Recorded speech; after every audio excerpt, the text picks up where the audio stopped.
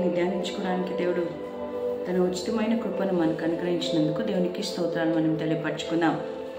కీర్తనల గ్రంథం 34వ అధ్యాయం 8వ వచనం ఒకసారి మనం చదువుకుందాం.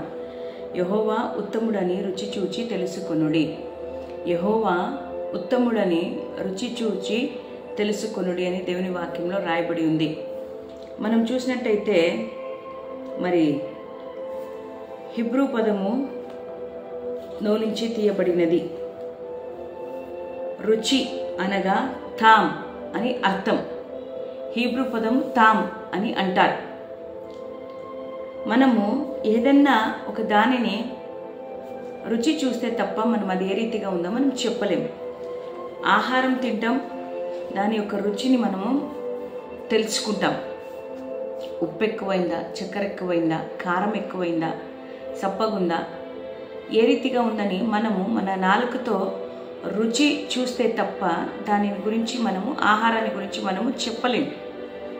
మరి ఉదాహరణకు ఒక యాపిల్ పండును చూసినప్పుడు అది తింటే తప్ప దాని రుచి మన నోటికి అర్థం కాదు కదా.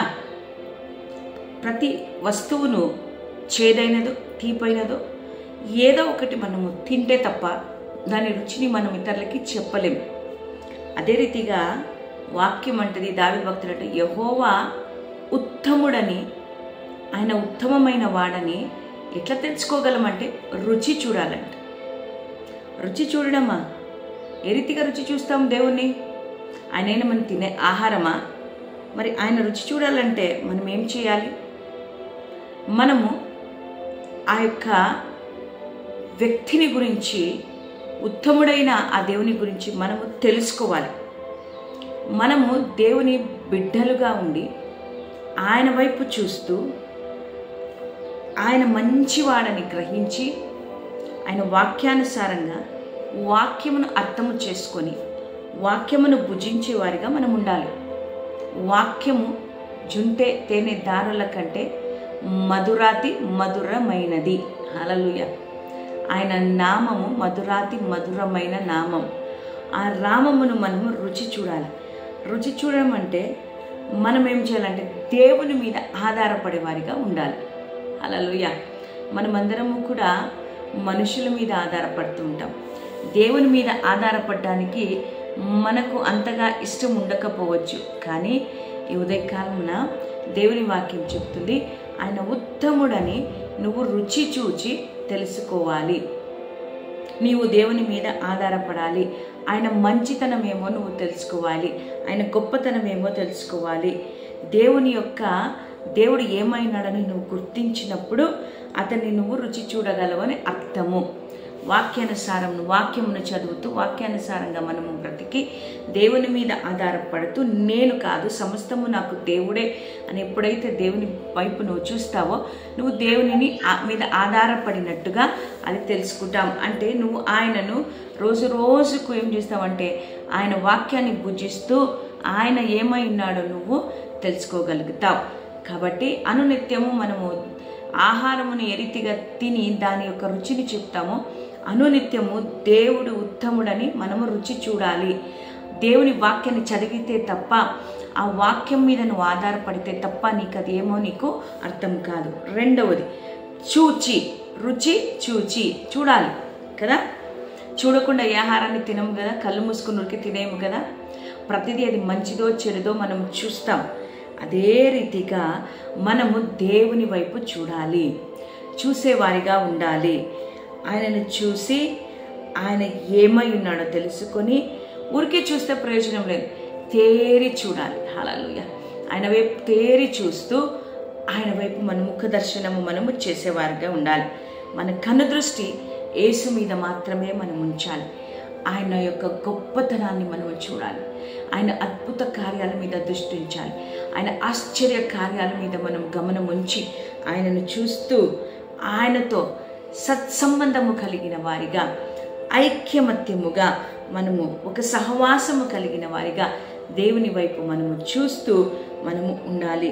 అవును, దేవుడు ఒక సత్సంబంధము కలిగి మనతో సన్నిహితమైన సహవాసము కలిగి మనము ఆయనను పూర్తిగా తెలుసుకోవాలి అని ఆయన ఇష్టపడుతూ ఉంటున్నాడు.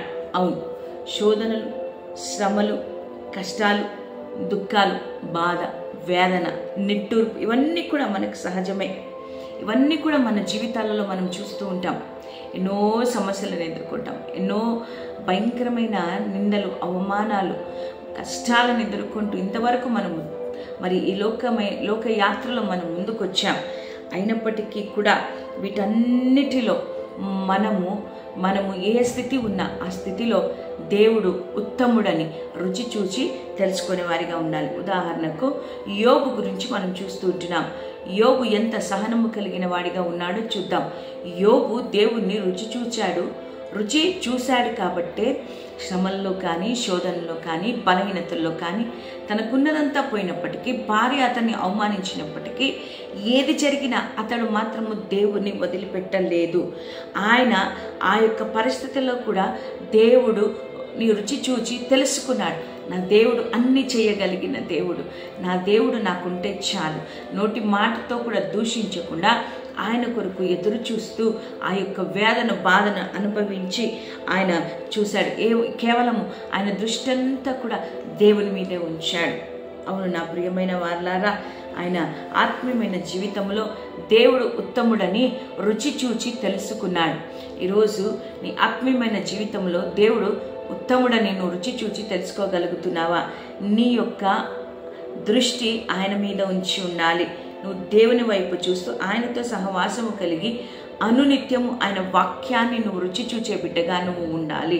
ఊరికే మరి తింటే చాలదు, కానీ చూస్తూ ఆయన వైపు చూస్తూ ఉండాలి. యోబు వలె ఆయన వైపు చూస్తూ ఉండాలి. యోబు వలె సహనము కలిగి ఉండాలి. యోబు వలె దృష్టి అంతా కూడా దేవుని మీద ఉంచేవారిగా మనము ఉండాలి. దాన్ని చేయాలంటే మనం ఏం చేయాలంటే ఎక్కువ సమయాన్ని దేవునితో గడపాలి. ప్రార్థనలో, వాక్యం చదవడంలో, దేవుని స్తుతించి ఆరాధించడంలో మన సమయాన్ని గడుపుతూ దేవుని వైపు చూచినప్పుడు ఆయన యొక్క రుచిని మనము తెలుసుకోగలుగుతాం. ఏ రీతిగా ఒక్కసారి ఒక పండును తిన్నాక మరి ఆ రుచిని మనం కనుక్కొని పదే దాన్ని తినాలనుకుంటామో, ఈ వాక్యం అనే ఈ యొక్క ఆహారాన్ని నువ్వు రుచి చూచినప్పుడు పదే దాన్ని రుచి చూస్తూనే ఉంటావు. రుచి చూచి తెలుసుకోగలుగుతావు. అవును, ఈ జీవితంలో దేవుడు ఇది చేశాడు, నా జీవితంలో దేవుడు చేయగలుగుతాడు, ఇంత మంచి రుచి ఉందా అని నువ్వు తెలుసుకొని అనునిత్యము ఆయన వాక్యాన్ని మీద ఆధారపడి ఆయనను ఆరాధించే బిడ్డగా నువ్వు మారగలుగుతావు. చూడండి, మనం ఎన్నో రుచులు చూసాం ఈ లోకంలో, ఎన్నో రకాల ఆహారాలు చూసాం కదా. మన నాలుకకు ఒక రకమైన ఆహారము సరిపోదు. ప్రతిరోజు ఒక్కొక్క రకమైన ఆహారాన్ని తినాలని ఆశపడతాం కదా. ఈ నాలుకకు రుచి అవసరము కదా. ఈరోజు తిన్న ఆహారము రేపు తినమంటే మనం తినం, మార్పు కావాలని కోరుకుంటాం. మరి ఎన్నో రుచులు చూసిన మనము మరి ఇది బాలేదు, అది బాలేదు, ఇది అట్లుంది, అది ఇట్లుందని చెప్తూనే మనము టైంను గడిపేస్తున్నాం. కానీ నీవు యేసయ్య ఉత్తముడని రుచి చూచి తెలుసుకుంటే, ఆ రుచిని నువ్వు ఒకసారి అలవాటు పడితే నువ్వు పదే ఆయన వైపే చూస్తావు. నువ్వు ఎంత లోతుగా వాక్యాన్ని చదువుతావో, ఎంత లోతుగా ఆయన వైపు దృష్టించి చూస్తావో, ఆయన నిన్ను, నీ జీవితాన్ని మార్చివేయగలుగుతాడు. ఆ రుచిని నువ్వు తెలుసుకోగలుగుతావు. ఆ యొక్క సహవాసాల్లో నువ్వు ముందుకు వెళ్ళగలుగుతావు. గమనించని మనము కూడా అంతే కదా. ఒక హోటల్లో ఆహారం బాగుందంటే అక్కడికే వెళ్తాం, పదే వెళ్తాం. ఏదైనా తినాలనుకున్నప్పుడు అది బాగుందంటే అదే కొంటాం. ఎందుకు? దాని రుచిని బట్టి. ఈరోజు యెహోవా ఉత్తముడు, ఆయనను నువ్వు రుచి చూచి తెలుసుకుంటే పదే నీ జీవితంలో కష్టములున్న, నష్టములున్న, వేదనున్న, దుఃఖమున్న, బాధున్న, శ్రమన్న యోబు వలె నువ్వు దేవుని రుచి తెలుసుకున్నావు కాబట్టి వాటినన్నిటినీ కూడా నువ్వు ఎదిరించి నిలబడగలుగుతావు. కాబట్టి నా ప్రియ సహోదరుడా, సహోదరి, ఈ ఉదయకాలమున దేవుడు నీతో, నాతో మాట్లాడుతున్నాడు. ఎన్నో రుచులు మనము చూసాం, కానీ దాంతో మనకు మరి సంతృప్తి లేదు. ఈరోజు మరి ఈ యొక్క దేవుని రుచి చూడాలని పరిశుద్ధాత్మ దేవుడు కోరుకుంటున్నాడు. ఒక్కసారి రుచి చూచి తెలుసు. పరిశుద్ధాత్మ దేవుని అనుభవం ఒక్కసారి రుచి చూసి తెలుసుకోండి. నీ జీవితంలో సంతోషము, సమాధానం ఉంటుంది. నీ జీవితంలో ఆనందం ఉంటుంది. నీ జీవితంలో గొప్పతనాన్ని నువ్వు చూడబోతుంటున్నావు. కాబట్టి యేసు వైపు చూస్తూ, తేరిపారి ఆయన వైపు చూస్తూ, ఆయన దగ్గర నుంచి మనం ఆ యొక్క మధురమైన ఆ వాక్యంలో యొక్క మాధుర్యాన్ని మనము ఆస్వాదించి దేవుని కొరకు మనము బ్రతుకుదాం. నా ప్రియమైన వాళ్ళ రుచి చూస్తే తప్ప తెలియదు కదా. ఈరోజు నుంచి వాక్యాన్ని చదువు. ఒక అధ్యాయం చదివేది 2 అధ్యాయాలు చదువు. గంట ప్రార్థన చేసేది 2 గంటల ప్రార్థన చేయి. ఎక్కువ సమయాన్ని దేవునితో సహవాసం చేయి. ఒక్కసారి ఆయన యొక్క టేస్ట్ నువ్వు తెలుసుకున్నావంటే, ఒక్కసారి ఆయన వైపు చూడడం నువ్వు మార్చుకున్నావంటే, నీ జీవితంలో నన్ను ఎవ్వరు కూడా ఆయన దగ్గర నుంచి దూరం వచ్చేయలేరు. కాబట్టి అట్టి కృప దేవుడు మన అందరికీ అనుగ్రహించి ఆత్మీయతలో మనం ఎదిగి ముందుకు వెళ్ళడానికి దేవుడు సహాయం చేసి నడిపించి బలపరచునుగాక. ఆమేన్. కాబట్టి యెహోవా ఉత్తముడని రుచి చూచి తెలుసుకొని ఆయన వైపు నువ్వు నడవాలని ఆయన కోరుకుంటున్నాడు. దేవుడు ఈ మాటలు మన వినికిడిలో దీవించి ఆస్వాదించునుగాక. ఆమేన్.